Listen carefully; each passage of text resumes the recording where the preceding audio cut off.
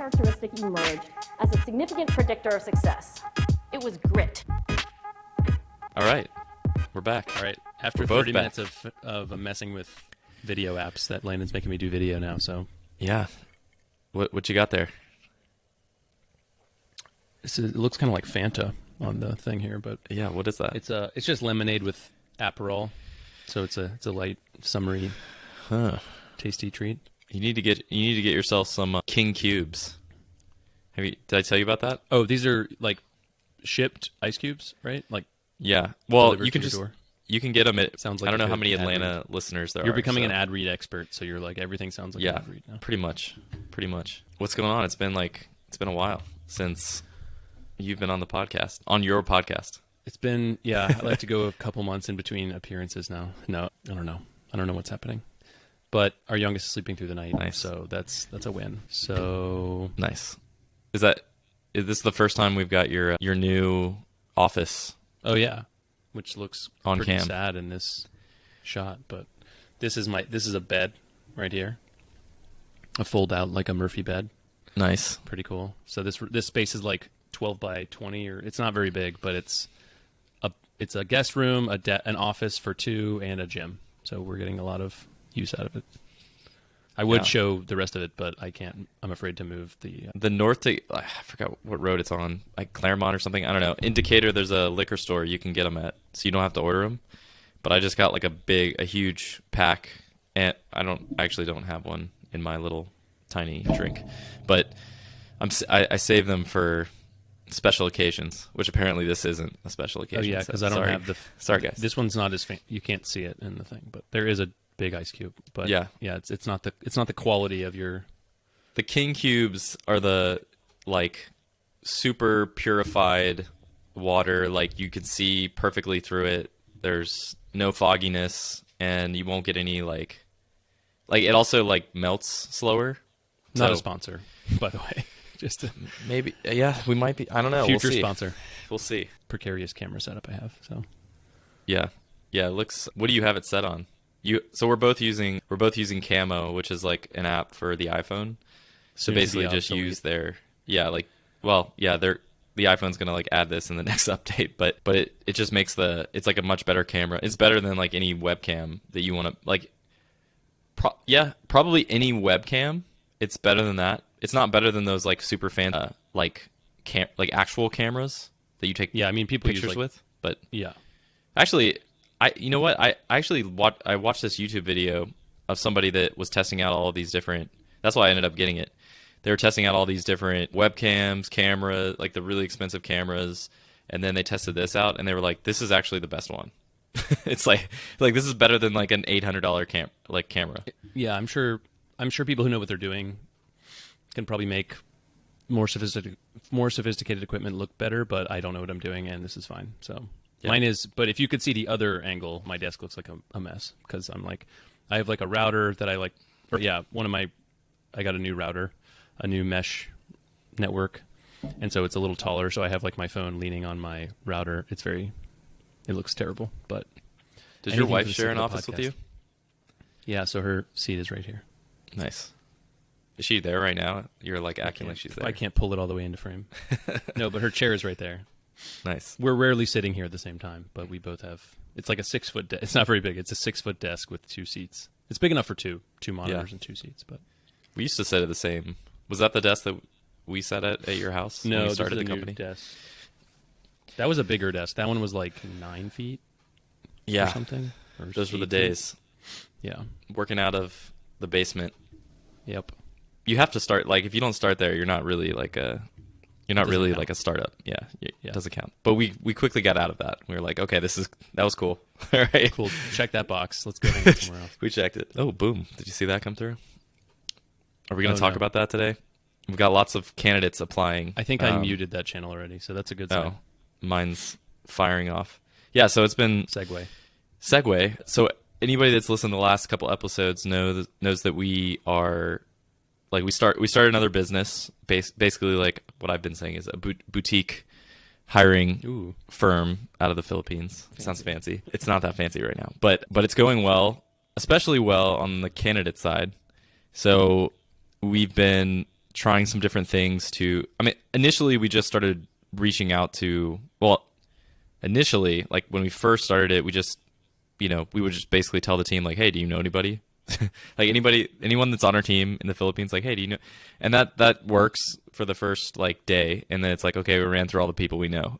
So now we've got to like actually start searching for people. And then you quickly realize, it's difficult to get in touch with people. It takes time to schedule a meeting, like all these different things. And so you're like, okay, we need a way for candidates to just be coming into our world, our funnel, like all the time. So we've tried some different things. There's a bunch of things that I think could work that we haven't tried yet. I don't know, like giveaways or raffles, for like work from home like equipment, things like general. Yeah, exactly. Yeah. Stuff like that. But what actually has been working is your favorite company, Facebook. We gave them some money and it's working very well. Yeah, very cheap too. So yeah, I've been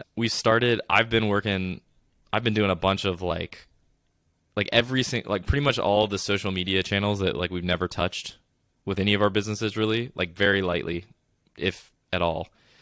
Instagram, Facebook, TikTok, all these different social channels that Kyle will never. Too old and washed up to care about anymore.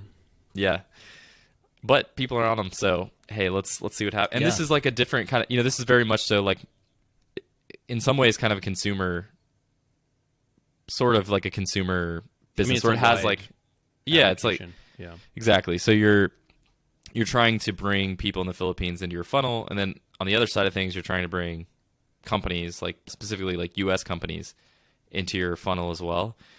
On the candidate side, with these Facebook ads, like basically you can just target.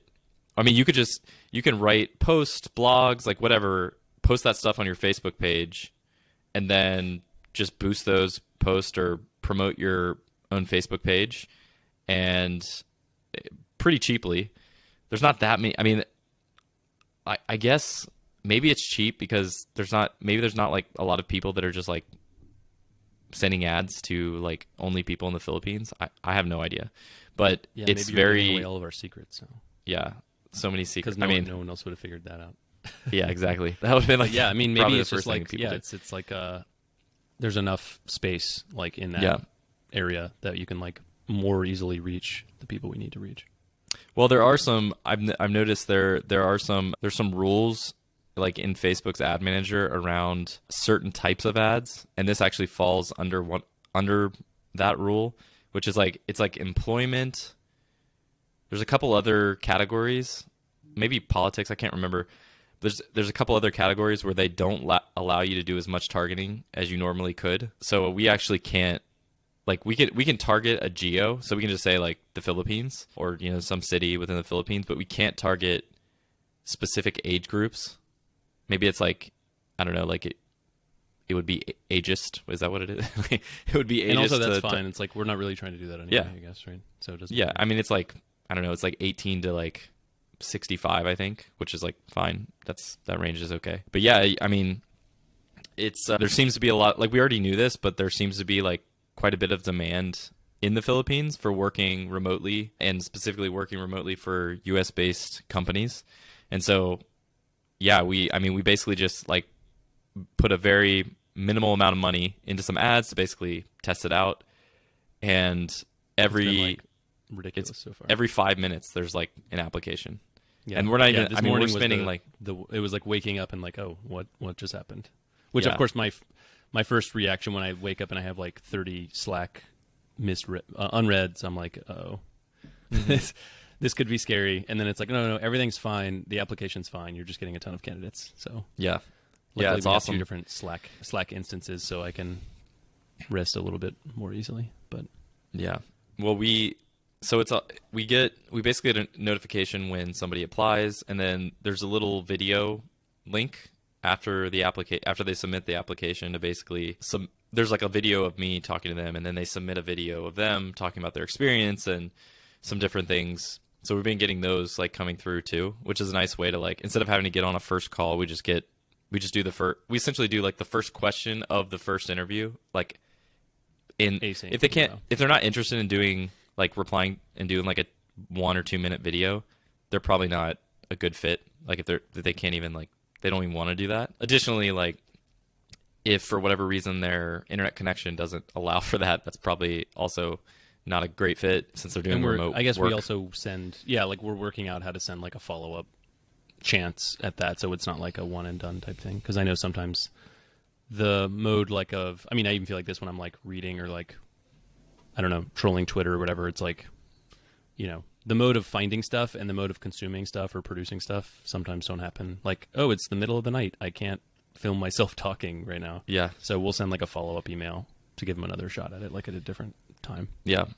There was one, I don't know, you probably haven't even listened to any of them, but there was one I have. this afternoon. I've enjoyed watching them, actually. It's been nice. Some of them are, I want to get, like some of them are great, and then some of them you're like, I wish I could I kind of just want to get on a call with them and just like help them. Like, give them a better idea of how you want to, basically just how you want to interview.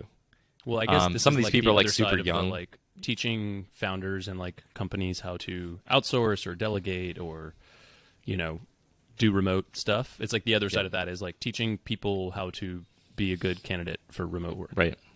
Especially if like there's a language barrier or whatever, or like, that's like even this video thing, like, if before this call, I don't use a webcam mostly, but this took me like not that long, 15 minutes to set this up. And actually there's a free version. Like you can literally just do it for free. So that's a perfect example. I think you literally used that as an example, didn't you? Somewhere, some social media posting. channel? Yeah. I've been on the Facebook page, which is, primarily geared towards the candidate side. I've been posting content specifically in regards to just like helping them interview. Like easy things, like I'm not an expert interviewee or anything. I haven't interviewed in a long time, but It's like been a minute. I can tell you as someone that is interviewing people or has in the past, there are some very easy things that like these aren't like, obviously part of it is like your skill set and your experience, and there's nothing you can do about that. Like you have what you have in terms of that. So like what things can you actually control that actually matter quite a bit and sometimes will outweigh like the skill set. Yeah. It's things like high energy it's exactly why you want to share it, because it's like these things are just super basic things. Yep. Like anyone can do these things. It doesn't change some of the facts, but like at least the production, like the presentation is a little bit better if you have like, if it's not like pitch black and you have like a 480p webcam or whatever. It's like, okay, don't do that if you can avoid it. I know some people probably have certain reasons why they can't have a good setup, but there's ways around it. They probably just don't know, right? It's like, hey, do you have a phone? Okay, go try these apps out. Or, maybe it's a situation where, hey, if you're having an interview, go somewhere where the internet connection is going to be like a lot, like as good as possible, at least for the interview. Well, also get because a get lot of some the lighting, work get a lamp. Yeah. And a lot of the work that, at least in our experience, a lot of the work that you, like when you work remotely, or I guess I should clarify, when you work asynchronously, which often remote teams do, or at least some of the work happens that way, especially if you're like delegating to like contractors, it's like if your internet connection is terrible for an hour, like it might not matter, right? Like if you gave me a task and I'm at home I have like all day to do it or all week to do it. If there's like moments where my power's out or whatever, it's like, as long as I can find a way to do it by the deadline, you don't even need to know kind of that happened. But obviously for the interview, you probably want to have like if it's a live call, you need to have like a rock solid connection for like go to the library or whatever. But also importantly, I guess for us, we're not like, I guess it may be obvious, but we're not disqualifying candidates based on those things. It's almost the opposite. Yeah. It's like you're like wanting to, whether or not they find roles through us, it's like, hey, while you're here, you should try these things. Well, every one of these people, it's almost like the same thing. It's similar to, like a customer, right? It's like, I imagine these interactions will, everybody has their own network, and all these people have their own network in the Philippines. And if they get a good experience with us and like treated well, they're going to tell other people, and that'll just continue to fill our pipeline of candidates. So yeah, that's kind of I'm like willing to get on. Yeah, like I'll get on with these people at the very minimum. I'll send them like a video response and like, but I'll probably get on with these. I also don't know, like some of these people are just really young and they don't like they just don't know what they're doing. Just like we all didn't know we were doing, or we still don't, but like we definitely didn't when we were the in ultimate college snake or oil whatever. move here is to just create a course and stop doing any, just completely pivot to selling snake oil courses to people with no hope. But Actually, that's not what that's not a bad idea. So we probably should. I think that snake oil, huh? You said, oh, that's not a bad idea. Snake oil. Yeah, I'm all about. I'll do some snake. Well, I don't know. We just got to build out one of those landing pages that's like 75 pages of just words. Yeah, no, it's one Like page. keyword stuffing and just like yeah, one giant page of like an essay. Yeah, essentially. And then we sell gold at the end. That's And the then- only thing. And Like then that's there's basically ads what we sell throughout Yeah. or something. And when you're about to leave the page, we give you a pop up. Wait, So don't you go. can't leave. Sign up for our newsletter. Wait, don't go. Give There's me something your phone really- number and I'll give you 10% off. You're so close. Yeah, I actually think we should do a course that's just like helping. Like, I mean, A free eventually we course, can come. like a lead gen course. Yeah, exactly.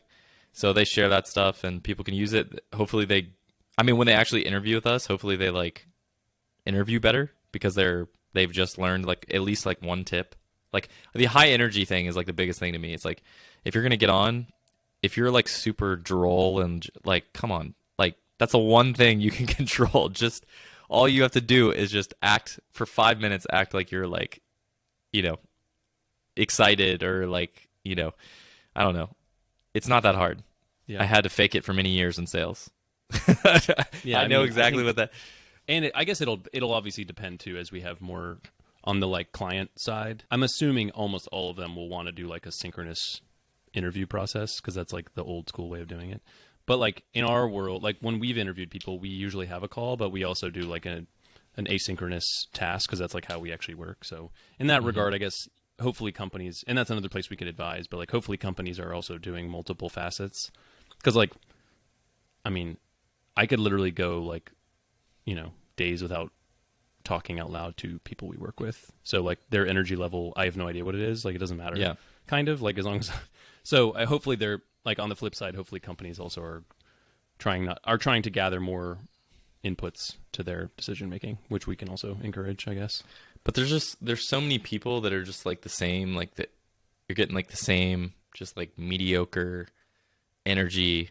And when you get that energy from someone, Well, also it's just, someone like, who seems excited. higher- It's like Yeah. you kind of have, Enthusiasm. it gives you hope that like if they don't know what they're doing or they don't know They'll what you figure it want, out. they'll like be interested in figuring it out. yes, As opposed to exactly. someone who seems like, well, if it's out of my little box that I've been thinking quit. in, then I'm just done.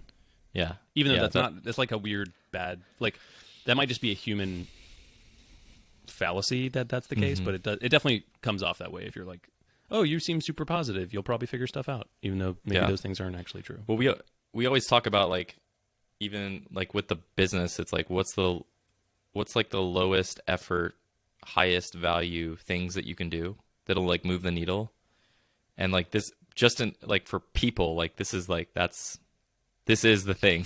It's Yeah. just like show energy, be friendly, like have some enthusiasm about like living And I guess this also talking brings to up, someone. we haven't really talked about this much, which because it's kind of early, but like getting feedback from companies when they pass on people, which I know we've Yeah. seen different reasons that have nothing to do with the candidates typically, like more of the company can't quite decide what it wants to do. But I'm sure some of them will have feedback about candidates that would be good to know as input to this, like shaping out like how should we advise people to, present themselves or whatever. So Yeah. just Yeah. more Notion docs, more courses, more facets. Yeah, it's getting kind of crazy, but yeah, it's been good. So we're ramping up. I mean, also with the podcast, I don't know if anybody out there has noticed, and if you're watching this on YouTube, then you obviously noticed.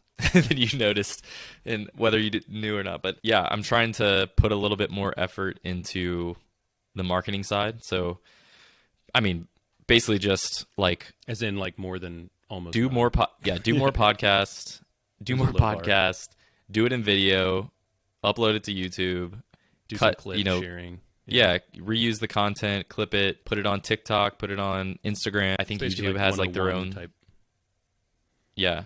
But it's actually pretty crazy. Like, so I haven't looked in a while because I only log into TikTok to upload the videos and then I leave and never come back. But Sure. sure. Don't worry, they're logging your keystrokes. So Yeah. what's up? So the ones that I did do, the first few that I did for TikTok, like in comparison to the views and engagement that you get on like LinkedIn, Twitter, even Instagram, it was like wildly better. So, but either they're like lying to you, or it's actually like showing up in front of people. I mean, it had like, like Twitter was like maybe, I don't know, I'd get like 50 views or something like that. Just my audience basically seeing the stuff. And then for TikTok, it was like after like a week, it was like 500 views. I was like, what the heck? It's like, I don't know who who's knows- seeing this. I yeah, don't know who who's knows seeing this. I don't know if it's who like it's reaching, but that's well, it's pretty like cool.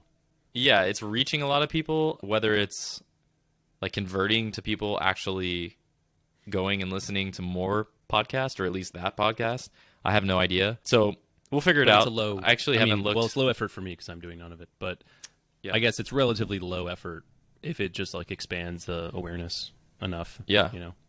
Well, actually, I haven't looked. Maybe while we're on this podcast, we can look up the data.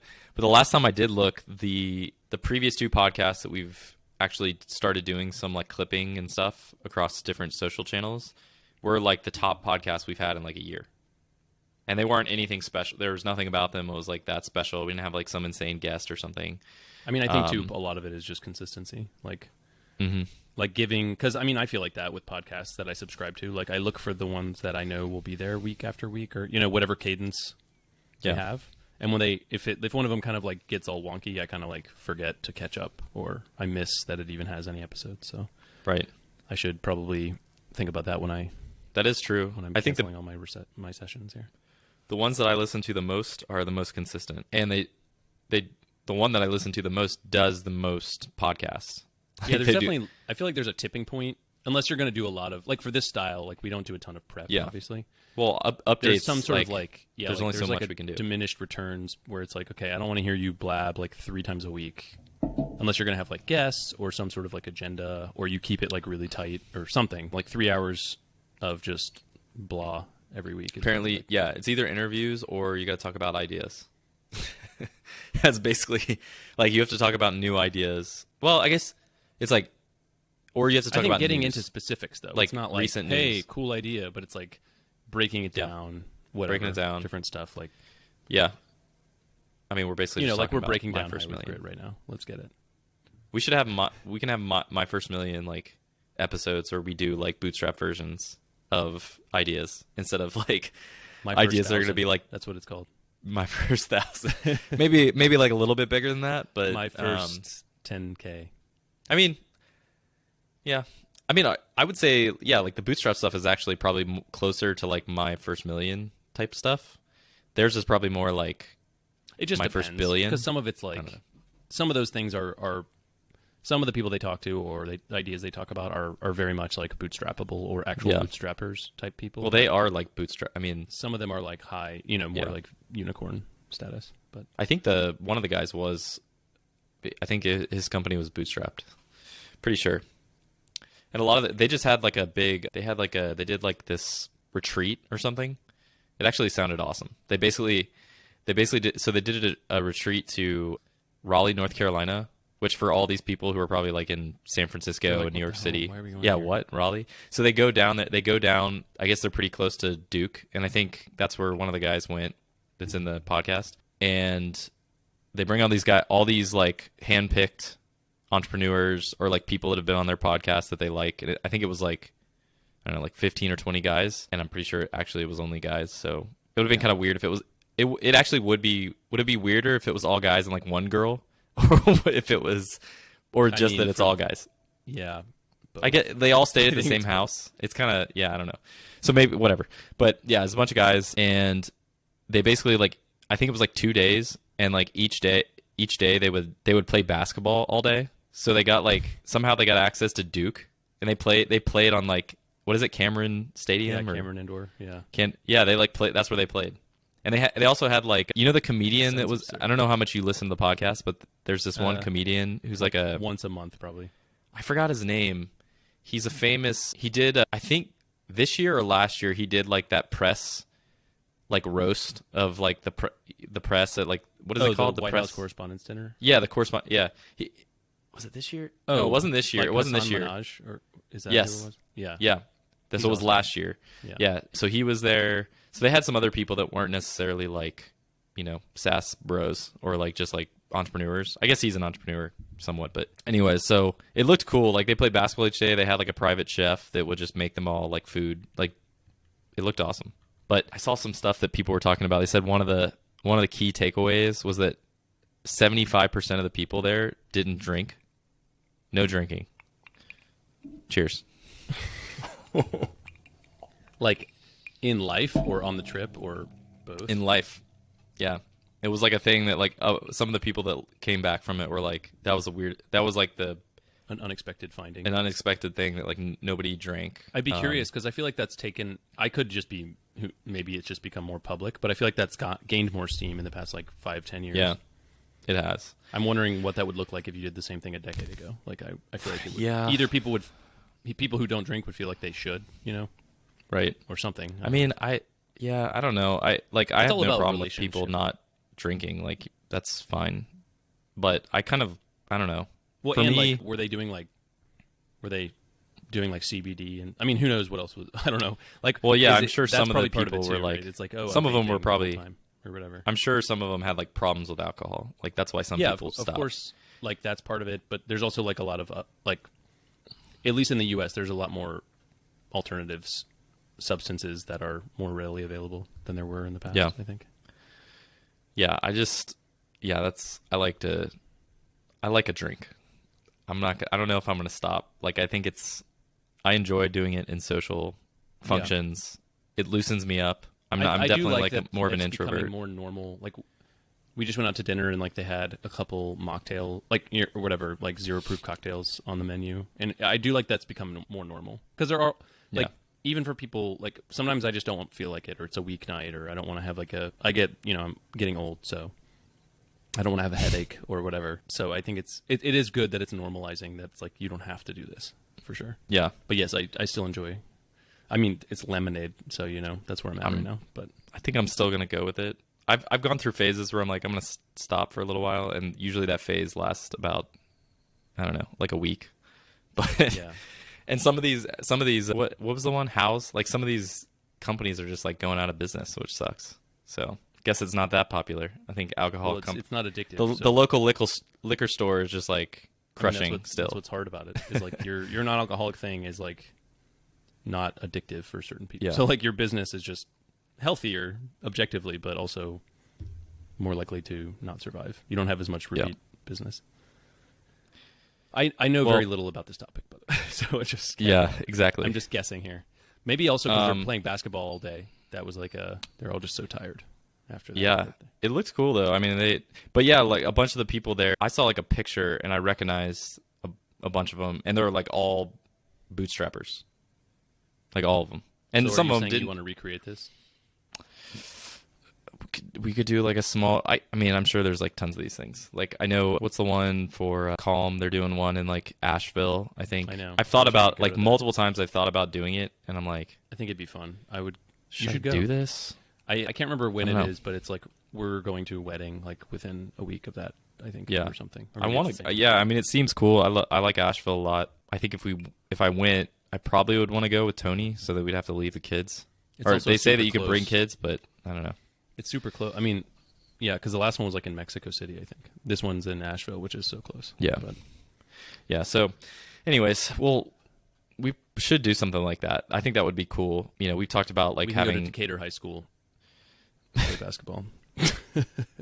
We could, or we could go to St. Pius. The YMCA. My friend, he's pretty much got the hookup at like any gym you want to go to. So, any like high school gym, we're in.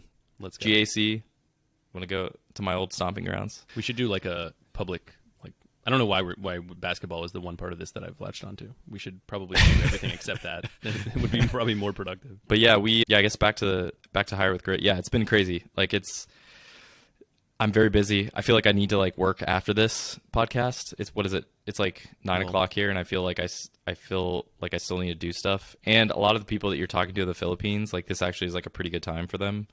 So every night I'm feeling like, which I don't know if it's a good thing or a bad thing, but I'm feeling like that.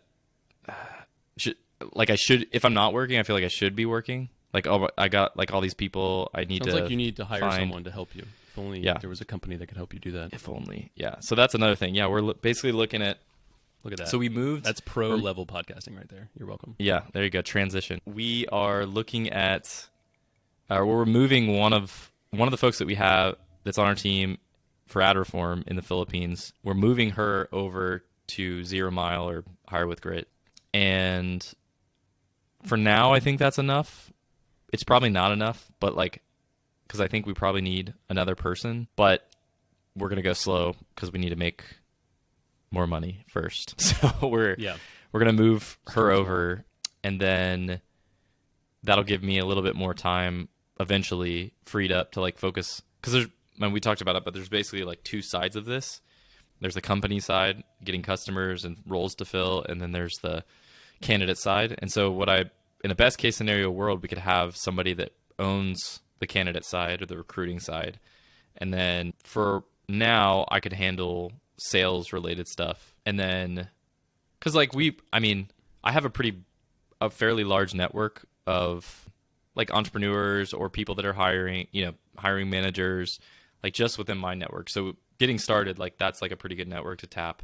Obviously we need to expand from that. Funny thing is, like almost everyone that has been reaching out and we've been doing stuff with are like not people that I like. They're not friendlies. They're not people I know. Yeah. They're randoms. I don't even know how these people are finding us, but that's a good, I think that's a good thing. It's like, I wouldn't say we definitely have to ramp up. We need to get more in the funnel on that side of things, but it's been good seeing like non-friendlies coming through, like the majority of them are non-friendlies, and that's kind of what you want to see.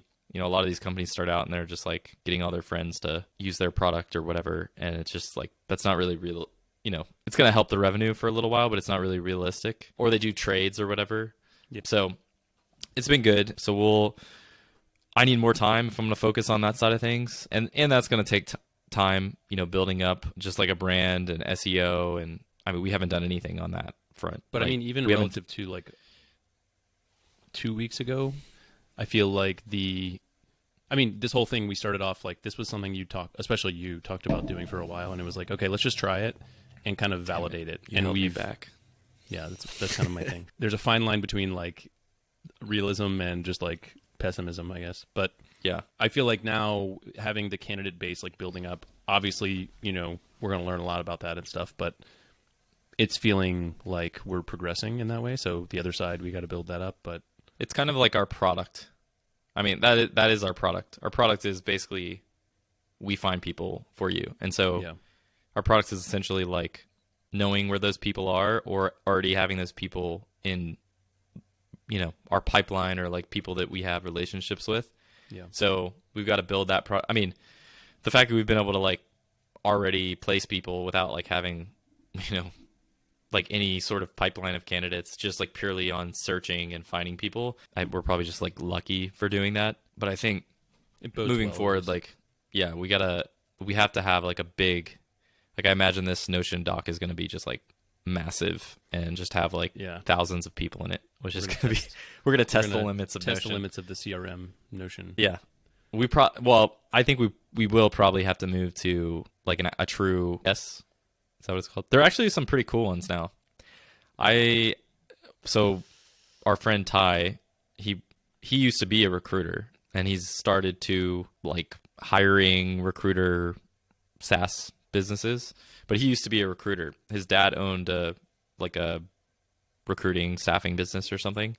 And so I guess he used to do that like right out of college. And he was telling me like there's it's just like the CRM market. Like there's all these like big old players, and then there's all these new ones that are flashy and, easier to use, or, bootstrap ones that are super simple. So yeah, I've looked at it. The big ones are super expensive. There's no way I'm doing that stuff. But I guess I haven't looked into that much, but I'm thinking like, it's also kind of weird because we're not really tracking.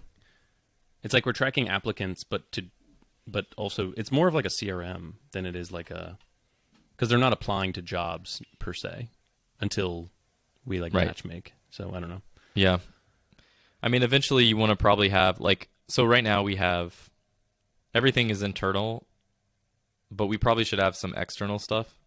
So a lot of the stuff that I start putting out like on Facebook is like, hey, here's the roles we're currently for sure filling You know, we should, instead of just like saying that, we should have like a link to some public Like a listing. page that has like all the job, like a job board basically, and they can see what's there. It doesn't say the company, it doesn't say stuff like that, but it just says like what they're looking for and all that kind of stuff. Skills and stuff like that. Yeah, General. and then they can basically just they can apply for those instead of just applying sort of the way they are now, which is just like blanket kind of, here's my experience, here's my resume, here's my LinkedIn profile, you know, match me. Yeah, which is a good segue into, we just we rebuilt the site and it looks the exact same, but we rebuilt Well, the site. It's a little It different. looks basically the same on purpose, but the original site was on Card, so it's like basically a single page. And Landon was like, we were talking about this type of stuff, like where do we put content, or like if we want to have like a job board, or like where are we going to put all that stuff? It's not really, Card isn't like very well suited for anything beyond like some basic pages with some information in like forms. So we'll see how it plays out, but the original idea was like, we'll go to Webflow because that's what we use for ad reform. And I feel like that's kind of like the industry standard now for just like hosted. It's like WordPress was. I'm sure WordPress is still like that, but I feel like Webflow is like the cool, slightly less cool, but still cool-ish new version of WordPress. But it got me thinking. I was like, I just, the one thing I don't like about Webflow is like, it still is very, like, you can do stuff visually, but it does like, You kind of have to know a lot of the technicalities still. Like Yeah. which is a feature, and like depending on what your use case is. Like if I was building a web dev agency or something, it would be great because like mostly I don't have to touch it, but I can always get down to like the CSS if I need to. Yeah. Or like if I'm building out templates or whatever, like you want that low level control. But so much of I mean, that's why we like Card, is because so much of our stuff is just like, it doesn't matter. Like we just need a super basic thing, and you can make it look, you can, you know, customize the styling as much as you need to. But so anyway, that led me to, I've seen a bunch of these things launching, and I kind of like, I don't always keep up with them, but it got me poking back around through my like links that I save and never look at. And I was like, the one that I ended up going with was Typedream, which the last time I looked at it, they've done a lot more features than, I think you're sharing your screen, by the way. Yeah, on purpose. Oh. I'm showing Yeah, our it's, site. No, I don't. Don't we it's- want to show it? No, it's showing your like camo app. Oh, So it just synced two of you. Maybe it's on a different monitor or something. Anyway, we're still figuring out how to use video stuff. But anyway, so Typedream is like, it's pretty slick. Like it's basically a Notion. It's like a Notion style, like block based thing with like slash commands. But so it functions similar. Like the UX is different, but like it offers the same lightweight editing, like building experience as Card, except it's built for like multiple pages, and they even have a Notion integration where you can like set up a CMS that syncs with like Notion, and I think they have other ones like Airtable maybe. But so that was super cool because it's like, oh, we can just create a blog, host it on the same domain, and the blogs just live in Notion. So like, boom, done. but you So, can't. You can't actually. I was hoping you could edit. I assume eventually they're gonna allow you to like write the blog in Notion and it just syncs, but it doesn't do that now. I don't know if you knew that. You have to like manually pull it in, I think, if I'm not mistaken. You have to write the blog in Typedream. We'll have to figure that out. Yeah, Because the ones that I put in there never lived in Typedream. They like sucked it in from my table. So anyway, we'll have to see how that all plays out. And I know that's relatively new that they built that. But another cool thing that they have is built-in.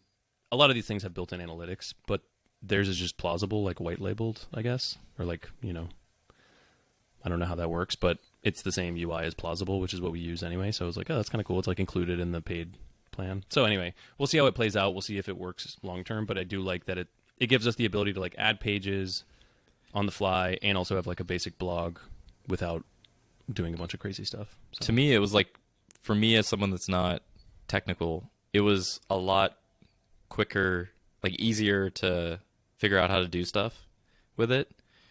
Like something like the nav bar, like it had like a little like, you know, plus sign, like you could just add something to the nav, like essentially like with all these other products, it's just much more complicated to add that kind of stuff. Like pretty much all, I mean, I'm assuming they're like focused on, I mean, actually like every website's like that, right? It's like they have these tabs that go to like pages or drop downs at the top. Why isn't there just like a way to just add something there? Why do I have to do like add a container and do this other thing, and I'm like, I don't know how to do that stuff. Like that's not it's I don't have any definitely background there. I guess the spectrum of like flexibility versus ease of use, or whatever that trade-off is. Because I remember like we talked about this on the podcast like 3 years ago, probably, when we were first relaunching, or we were looking to maybe get a new website for ad reform and user feed at the time, and we looked at something called Landon, which actually got renamed to something else. And that there's a couple of those out Probably there going too out of business now. that are more like, I think they're doing okay, but that are more like drag and drop. Like it's not. They don't give you a ton of flexibility. It's like you have a few like layouts you can get. This kind of is, it's more on that side of things, but I love that the UX is basically the same as like Notion. Like you create some text and then you can like drag it next to the other one, and it's like, oh, we just made columns for you. Like, ta-da. Yep. So for us, commands and it seems pretty cool. I need to get into it more because I need to write some blogs and stuff, but it seemed pretty cool. Stay tuned. Speaking of how that works, I guess. Yeah. Speaking of new websites, it's probably a good time to jump into our sponsor for the episode, which if you tuned into the last couple, you know is Punchlist at punchlist.com. Punchlist is basically a way to collaborate on websites, any kind of file, PDFs. I actually just used, so I don't know if you jumped in Notion before this call. I did see this. This is sort of one way that we've used it that we haven't used it before. Typically, we've used it on live, marketing sites. We're about to launch a new free tool, and you just throw up like I guess it's just like the staging site, but it is public. And you sent it over to me today, and you were just like, do you see anything that you want to change? You want to give any feedback, whatever. So instead of jumping into Notion and just like writing up a huge thing, I just jumped over to Punchlist, created a new project, and added the URL and just started to tag different areas of the web page, and basically talked about all the things that you now have to. Well, you don't have to add, but I think you should. The things, how to delete comments in Punchlist. No. So I don't know if I wonder if that's a common use case that they see, but just being able to go in, I think it is. They do some stuff behind a login as well, but yeah, it's perfect for just being able to collaborate on your app. Maybe it's some new feature or something that's in staging or whatever, and just instead of having to just write this all in an email or send to you in a Notion comments or whatever, like I can show you the specific, and I can give some context for like the area of the page that I think maybe this should go, or at least it just gives more context that I think is necessary in these situations. So yeah, that was a cool new way. I saw that because I should have just sent you the link to the Punchlist project I had already made for the exact same reason today. So this morning I did the exact same exercise internal, like with the engineering team. Like we did a bunch of functional stuff and all the code stuff, and then it was like, all right, we need to do a pass at like UI stuff. And so I had the same thought. I was like, I could go in GitHub and like write a bunch of bullets and hope everyone knows, like hope we're all on the same page about like what we're talking about, which parts. And I was like, wait, what am I doing? I just use Punchlist. And as I click through the different pages, it just like opens a new page and lets me click on stuff. So yeah, I was laughing. I was like, I should have just sent you the same project. But yeah, and it's cool because you can like, if certain things warrant it, like in our case, I haven't seen your feedback yet, but at least in our internal case, most of this stuff was pretty minor. So we ended up just creating a separate GitHub issue and just putting it in there ourselves. But for bigger feedback things, like you can also hook up GitHub directly to Punchlist and like convert those items, which is pretty cool. It's a good way to like the thing that the dev process. Yeah, all the things that I added were like very, I would say, minor things. It didn't like take a lot of explaining, but if you had something that you just needed to explain more, or you wanted to add like a lot more context to, they also have video responses or feedback. So you can just basically give, like a Loom style video, but you can record it directly from Punchlist. I'm assuming you can record your face, you can record the screen and kind of go through, but it just gives you a way to add just another level of context to the feedback that you're giving, which I think is a pretty cool feature that they have. Yeah. Anybody that, I was going to say the last thing is, I guess it makes me think about how we talk a lot about Notion, how we use Notion internally, like versus Slack or email, where it's like you have a topic, you have some sort of project that lives somewhere, and then you go back and forth in some other place about this thing. And one thing we like a lot about Notion is like it pulls that conversation and keeps it like around the entity like it's Yep. relevant to, which makes a lot of sense. Like sounds obvious sure. when you say it. And punch list effectively does the same thing. It's like instead of going somewhere else and writing a bunch of stuff, like just pull the thing up that you're talking about and start pointing and clicking. It's much easier, and it's very approachable too for people who don't even have never used it. It's Yeah. very easy to use. So I think their first I'm assuming their main user and probably the users that they kind of like initially built it for were marketers that were, particularly like design agencies and those types of companies. So I think that was done on purpose. But yeah, Punchlist is awesome. Everybody should check it out. They're willing to give you a free month if you enter the promo code GRIT. So definitely jump over to Punchlist. That's punchlist.com, and you can get that free month. All right. That was my transition with my head. Since now we're on video, so like I don't have to just do audio stuff. now we're on video, so we should also do like live sound effects, like a real radio show. Yeah. I need to have a cooler background too. I need to get our neon light back here. Or our big fathead sticker thing. Yeah, I can get that. People are getting like really intense with their video, like with video and their backgrounds for these like top podcasts. There's like these podcast studios where they go in. It's just like sick. Like it looks awesome. And then I'm just like in my keep it room real. with like We're a all about closet. content here. Yeah, I don't know if I actually have. We did buy a big fathead like made with grit. Yeah, fathead thing that was on the wall. It's actually it's on the wall in the closet behind me. I don't think you'll be able to see it even if I opened it. It's like on the side, but it's there just in case I decide Proudly to move displayed the in the podcast. closet. Yeah, there's nowhere else to put it. I don't know. Like, I mean, I obviously could stick it on any wall, but Tony wouldn't let me. So that's basically the real reason. You so just got to get like a big piece of poster board or something, stick it on there, and then for the show you put it on like an easel behind you, so that that sounds like what you were talking about. Cool podcast setups. Yeah. Well, I put it in there thinking maybe I'll record the podcast in here at some point because it's like it's quiet, like soundproof. Yeah, and then I'm like, why am I in a closet? Like this is not cool. But I saw Jack Black does it. Like there's a bunch of people that do like closet podcast. And he records all his songs in there, and like he does all his like voice acting in there. So, why can't I be in a closet? Yeah, but do it. I also have huge like our closets are Flex. massive. Yeah, like whoever built this house, like I couldn't. I was thinking that like I don't think why there's a didn't closet in my house I could fit just that sticker on the wall. I don't think there's a wall big enough in a closet. You need to borrow some of our closet space. It's a constraint that I actually like. We have like it just keeps you light. Gotta purge. You can't get too much stuff when you don't have anywhere to put it, right? Yeah, but when you have a closet this big, all of our closets are this big, and we're like, could you just made these smaller and like given us like bigger rooms? Yeah, that would all have the been rooms could cool. have like an extra bed instead of having all these closets. Yeah, I mean some of these closets are insane. Like you can almost fit like a twin bed inside of them, like It's just a regular on, like, closet. American like culture, I guess, but Yeah, no one ever complains. Very few people complain about their closets being too big. I would say, but. Yeah, this is like, should we edit this part out? Landon over here talking about his damn closets being too big. Yeah. Classic startup guy. So we have one other item in my list, which is bookkeeping, but we don't have to. We can talk about it quickly, or we can not, because it's the way you said it though. It's like one other item, bookkeeping. Boring, that sounds cool. I mean, I mainly don't want to like talk about it too long because it's just so boring. But bookkeeping, I feel like we probably, if I look back at our podcast, we talked about it a lot. Yeah, it's probably like every 6 to 12 months there's like a stupid discussion about.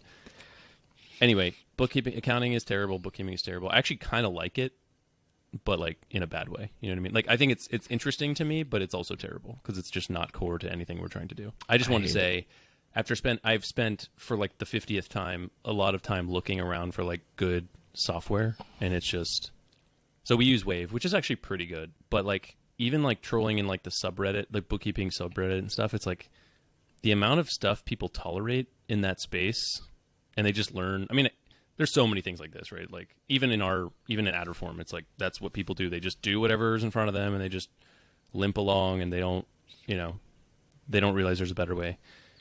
And accounting is specifically, I guess, is probably more susceptible to that because building accounting software sounds probably easier than it is to actually make it like it's got to be correct. Like all the things that actually really, really matter have nothing to do with like the user experience. And that's probably why their UX is just complete garbage. I guess it kind of reminds me of like Profitwell, where not that their UX was garbage, but like relative to some of the other tools, it wasn't as good. It wasn't as cool looking. It didn't have all the like flashy features and stuff, but that was like their focus was just data like correctness. It wasn't bad. It was good enough. Yeah, by the time we got to it, it was fine. And it was fast, right? Like it wasn't bad, and it looked fine. I'm not like in a position to be like judging people's UI design skills by any means. You have to be good enough these days. That's like that's the bar. Well, it just depends on what the dimensions are. So like the dimensions in bookkeeping apparently are like it needs to just have it has to have the functions I need, which are like bank, feed, ingestion and reconciliation. I mean, that's probably like 90% of it. And then reporting. You mean like an accounting platform? Yeah, like QuickBooks. So it's like QuickBooks Online and Xero. Those are the two. That's it. Wave is like a distant. I don't even know if it's third. Like it's not.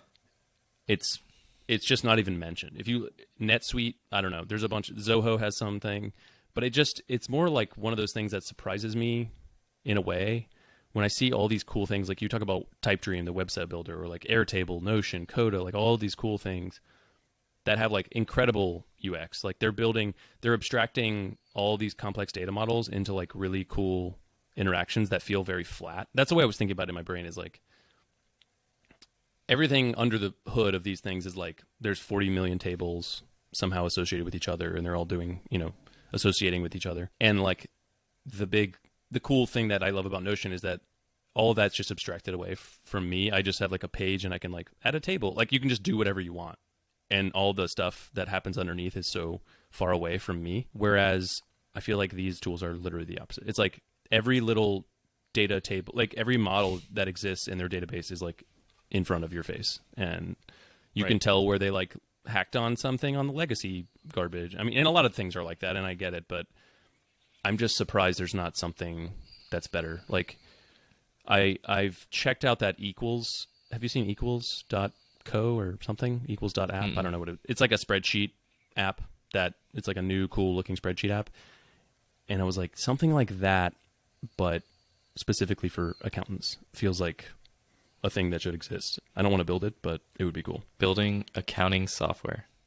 And there's more cool stuff. Like if you look at consumer, if you look at like, so Mint, that used to be like the big one, but I think there's a bunch of other ones now. Even like YNAB or Lunch Money or whatever. There's a bunch of stuff in the like more consumer oriented space that are way better UX. It just surprises me that no one's done that for like businesses as much. And I'm sure a lot of it too is that the industry has just standardized, and so it's like even like the same reason you don't see a lot of people using Wave is just because it's not standard. Like if you go hire an accountant, they're probably not going to they're just going to use one of those two big ones, and that's what they use, and then you just never ask about it again. But the big thing I see missing in a lot of these things is just like rules. Like I think the Xero and QuickBooks have it, but I don't get why more. Like I feel like it's almost like just give me a spreadsheet and the ability to write rules, and like my bookkeeping would be like 99% automated, because we don't have. It's not like we have like 30 million people with credit cards running around buying random stuff. We have to doing expense reports. It's like, no, it's all almost all recurring and fixed. Like we know exactly what it is. If it says intercom, just mark it as this, and we're done. Whereas there's Wave gotta be some reason clever. why people don't do that, or like I don't it's know. hard in some way.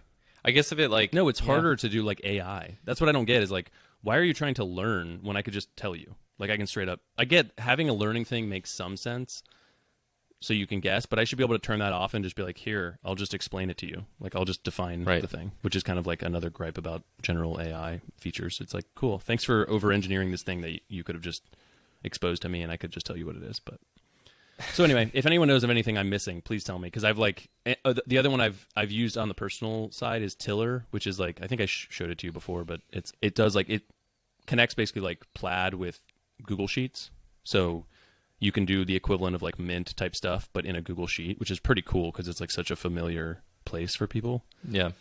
So I think we could use that, but then it's like you're like kind of rolling your own like accounting parts, because it's not built for businesses, so they don't have like.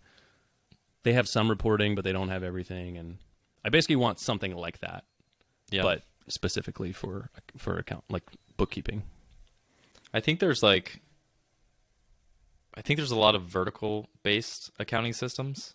So I actually know this because we helped get someone hired at like a restaurant company recently, like a bookkeeper or accountant person, and they specifically wanted that person to know, or at least to learn, I think it was Restaurant 360, which I've never heard of, but apparently that's one that restaurants use, and they have has like specific a yeah, they probably thing. have like specific rules built out for restaurants. And I have seen that too, where there's like integration layers where you can like, oh, you use Xero or QuickBooks and it's garbage or whatever, doesn't do the thing you're trying to do. Then you get this other tool that's built on top that like, pushes and pulls data to and from, which I can actually see making sense. The fact that there's not one for like SaaS like you would think that, because there's always that, right? Like whatever category, people that build software companies, like that's why I keep looking, like, because I'm gonna go there build has this to be SaaS. something. I must just be missing. There it, isn't. is what I keep thinking. There's every time I look, it's just seen like I can't find. Well, anyone that listens to this is immediately going to be like bench, and it's like, no, that's not. They don't do that. Yeah, like, and the other thing with bench is like, yeah, I mean, it's funny because I'm like complaining about Xero and QuickBooks, but at the same time, I'm a little hesitant to use bench because if we ever wanted to leave, it's like, well, all the things in like all the data's in their like proprietary thing, which I'm sure you can like export some CSVs, but then you have to like do the effort of figuring out how to get that into a thing for an accountant to use. So I like the idea of it being somewhere that's like all we are is like a warehouse for your bookkeeping stuff, and if you can hire like any accountant and they'll just use our thing, as opposed to like we own the whole. I get why they would do it that way, but from a customer standpoint, I'm like, I don't really want. So that's kind of a negative. They do have like a QuickBooks competitive product like that they just have internally, or what? I don't think, but like, I guess it's not QuickBooks competitive in that you have to like hire them, if that makes sense. Like, I don't think you can just use the product without the service. Okay, yeah. So I think it's but they have something like like you would log in and see your stuff broken down in the bench like, app in there. Yeah, and who knows? Maybe behind the scenes they're doing it all in one of these things and like pulling the data somehow. But all that stuff, it's all hidden. For like you're just looking at the bench app and they have some stuff they show you, type of thing. So maybe if their thing was like an off the shelf product, I haven't seen it in a while. But I guarantee you they have like it's just like hundreds of people in the Philippines that are doing that, or yeah, like that are like working for them. That's how it was at Wave. I'm sure it's remember a mix, like yeah. all these tools have like click here to find a bookkeeper, and it's usually just some outsourced thing. And that's the other thing is like I don't know. I feel like there's just like you said. I feel like there's an opportunity for this exact use case. Like almost all of your stuff. It's like a robotic thing. Like you almost need the leverage for an accountant is really high for our type of business because the expenses are almost the exact same every single month. Mm-hmm. And you just need someone to like double check stuff, review stuff with you monthly, and like obviously taxes is separate, but I don't know. So we'll see. I mean, I think you could build something like this. I mean, I've even thought about Notion because we've used Notion to collaborate with a bookkeeper, and I'm like, it would be cool if you could just bank feed all your stuff, all your transactions into a Notion table, because then you could just talk about them there. And I'm like, you could go ahead and categorize them there too. Like there's like whatever, there's ways to do that. Tags. So then it's like, can we just use Notion somehow? I mean, but all these solutions just require like a bunch of custom stuff. I just want there to be like a cool. Someone tell me, please. I don't want to do anything. Yeah. Well, that's the other part. Is like I just want. I guess I'm like I want my sort taxes of torn. done. Like I want to like write the rules instead of telling. Like I'm telling a bookkeeper how this thing should be categorized is as easy or as hard as just writing a rule to tell the bookkeeping software how to do it automatically. So that's the part that annoys me. But yeah, to your point, it's also like just go hire someone and stop thinking about it, which is probably what 99% of people do. But it's going to be a nightmare too because we have all these different like for 0 Mile we have multiple products or like services, and then we have like different P&Ls for each, essentially different bank accounts, different cards. What did you say? Design. Like Bench was trying to like make us pay more for 0 Mile than Adderform, which is like doing a lot. I mean, this has been another challenge, and this is partly why I'm thinking of it like almost like a spreadsheet in my mind, or like a Notion type thing where you can more easily like pivot. Because I'm like, I just want to have all the stuff pushed into one place, all the transactions in like one giant list that's like facts, right? Here are all the transactions, like it's unchangeable. And then you can like pivot it on different, like, oh, this actually belongs to this business. And then that shows up now in a new P&L. You know what I mean? Like, Yep. it shouldn't be so rigid, but obviously these accounting tools, other than being super old, they're also like, well, if you want to add a business, guess what? Pony up for another subscription. And it's like, okay, I get that, but it's, especially at our scale, it's like a lot of these businesses have like tens of transactions per month. It's not even that many. So it's like the fact that we would have like 10 zero accounts with like 4 bank transactions in each one each month. It's like, this is stupid. We just need Stripe. We just need Stripe to do this so we can just move on. They already have like a bank account in beta. So I think it's called Opal or something. We have it for. Well, and Relay, which is our new banking thing, has some is built in part to help bookkeepers do their job better. So I don't think they'll build this, but they do integrate with like Gusto and stuff directly as a bank, which is kind of cool. So I don't know. The bookkeepers of the world, or the bookkeeper union, is like making sure they don't lose their jobs and like telling all these like these companies aren't building. I don't understand how Stripe doesn't, like, they basically have everything. The only thing they're missing at this point is the like well, I feel like they're still QuickBooks. growing the whole like banking and credit card business. Yeah. So I mean, they're all probably, like, I think there's also still like in beta. I feel like there's a lot of downside to building a bookkeeping tool, or like an accounting tool. Like, it's supposed to be like the source of truth, so you know. But I guess there's a lot of downside in everything Stripe has, which is like all extremely high stakes. So it kind of fits. Yeah, but.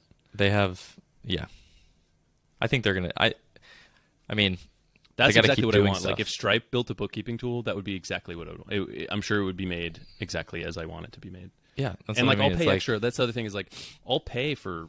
Fine, make me subscribe for like 5 businesses to like add business names to like the select box or whatever the hell. But I just don't want to have to like completely change. I don't know, have like 10 different versions of the same data everywhere, and like have it be all out of sync and stuff. So we're also getting things that like all integrate. Like, we recently got, since Brex like doesn't want to work with startups anymore, or like bootstrap companies, we moved to Brexit. Or we got a Ramp account, and Ramp's like they're like the big Brex competitor. Like, they're a big company, heavily funded, pretty well known brand, and then they just don't show up in, what is it? I think it's Plaid. Plaid, yeah. So They, I guess don't. like Wave has like a Plaid integration. I just assume that they like integrate with like pretty much everybody, and sure enough, you go in there and it's like, nope, Ramp's not there. And then I reached out to Ramp, and I'm like, why are you not here? I just was like, it doesn't make why sense. Are you not? And like, I don't know who I was talking and then to, in but their they had no defense, idea I what I was guess, talking and this goes back to my other thing. It's like they've integrated with, guess who, the 2 big players. Like, they have direct exports or whatever for Xero and for QuickBooks. Yeah. And if you're not using one of those, like, oh, use our CSV and like whatever. Yep. So I I tried it. mean, same thing with like, if you wanted to use like Pipe, like they don't integrate with Wave, like they only integrate with Xero. So that's like, I kind of wish we would have started with one of those, just so at this point, 5 years later, I would know how to use it. But I like tried to, like, I opened a Xero account when we started Zero Mile, and I was like looking around, I was like, what the heck? This is awful. This is like, I mean, the reason we it's use Wave so is because it was like approachable and free. Those are the reasons. Yeah. Maybe not in that order, but simple, it's free just and simple, easy to use. But yeah, it doesn't integrate with everything. But, and like, I think the majority of their customers are like small businesses, not necessarily like software businesses. So like when I guess when we first got a bookkeeper, we started using them because they have like, they're like, use our bookkeepers or whatever. And we use them, and like the person we were talking to had like never heard of a SaaS business. It's just like, it was definitely never a mess. heard of it. So you're just like, I think for, cost of goods sold, this is like, for SaaS business, it's X. And then he's like, what? Yeah. What is SaaS? And it's That's what I'm this like. is We, not it's not a good start. The more we talk about it, the more I'm like, all right, we got to do it. We're gonna build a bookkeeping. It's like a No. SaaS-based bookkeeping software, complete with like rules, don't build- rules engine, don't you- and like we only will refer you to people who actually know what software businesses. Dude, don't you know this? We don't build software companies anymore. That's like software I mean, companies. trust me, I can only imagine the support burden of like hey, it looks like that transaction didn't show up or whatever. Yeah. And you're like, But I'm like, also, like, things like Plaid do exist, so it does make it more... right. It makes it much more, like, actually, I don't know, worth considering. It's easier. Like, Yeah, you there's get the stuff like- connections. Yeah. Anyway. What's the other one? There was like, what was that product that there were like the one guy, I'm forgetting his name right now, Matt, or from Summit. What's his name? Yeah. Matt. Lansing. Yeah, he was talking about some product, and he like you could basically just like rig it up with, or like most of it is like already done because you can use the certain financial APIs. Plaid was one of them, but yeah, there's like a lot more infrastructure built out now to allow you to do a lot of that stuff. I mean, Stripe. One of the is ones I an use obvious is one. Astra, which is like transfers and stuff. But that's what I think would be cool because like I could see, like to your point, I could see Stripe doing this, or even like Relay building in that direction or something, and having like, oh, just come here and get your bank account, get your payroll provider, get your bookkeeping tool all in one place or whatever. But Yeah. it's also like obviously not everyone's going to switch their bank account or like their payroll. Like people have this stuff set up, so it does make sense to have that as a standalone option. So Yeah. I don't know. Who knows? Maybe we'll launch a bookkeeping app one of these days. No. Or People if can see anyone our out there faces is now interested, on video. or we'll just hire a bunch of contractors with our hiring company to build it. Yeah. Perfect. That is one of the nice things about, I mean, that's like that's one of the reasons why I like starting this business, even though it's not a tech business. Because like actually I've had a bunch of conversations with people where I'm like telling them what we're doing, and they're like, what? Yeah, it's Like, kind you know, of they know seems kind of like random. stuff they're like, yeah, what, why are you, I thought you guys were like a software business, or you built software businesses. And I'm like, yeah, but software businesses are for losers. Yeah, like this is the real high way. margin, low touch. Like get out of here.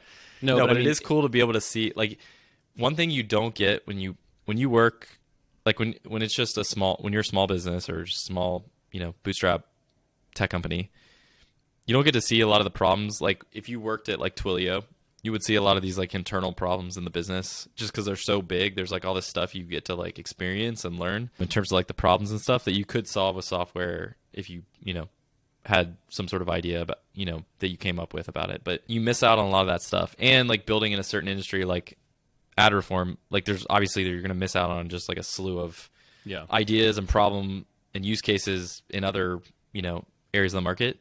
And so through this business, we'll be able to see like all kinds of things about what people are hiring for, why they're hiring for those positions, and then what we'll sell types that of data to third party. No, yeah, you won't.